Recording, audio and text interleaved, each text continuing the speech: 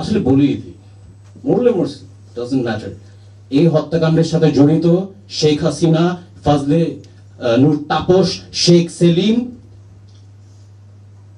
আর তাদের অনেক লোক আছে যাদের সাথে কমপ্লিসিট। আমি ক্ষমা চেয়ে নিলাম, আমি বলে দিলাম এটা সত্য।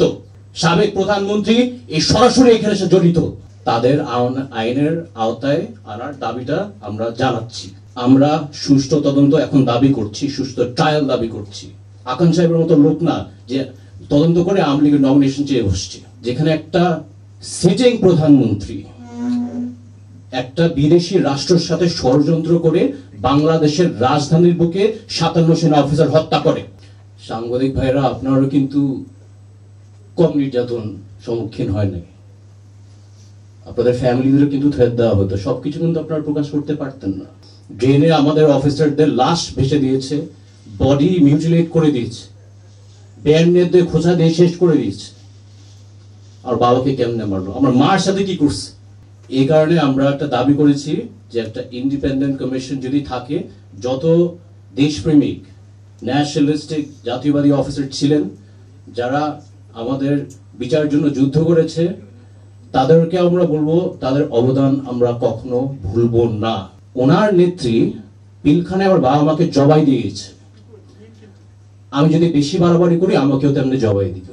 লাস্ট 25 ফেব্রুয়ারি কয়েক স্টেটমেন্ট দেওয়ার পর এক আওয়ামী লীগ নেতা আমাকে ফোন দিয়ে বলে, তো প্রথমে বলবো আমার বাবা সবসময় বলতো মানুষের স্বার্থ আগে দেখতে।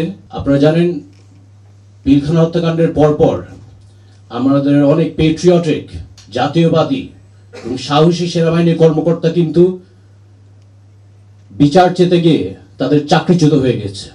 অনেক অফিসারদের কিন্তু জেলও হয়ে গেছে।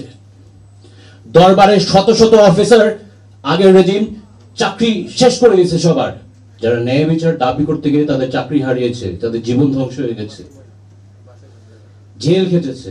তাদের জন্য ডু রিইনস্টেটমেন্ট থাকে এবং কম্পেনসেশন দেওয়া হয়।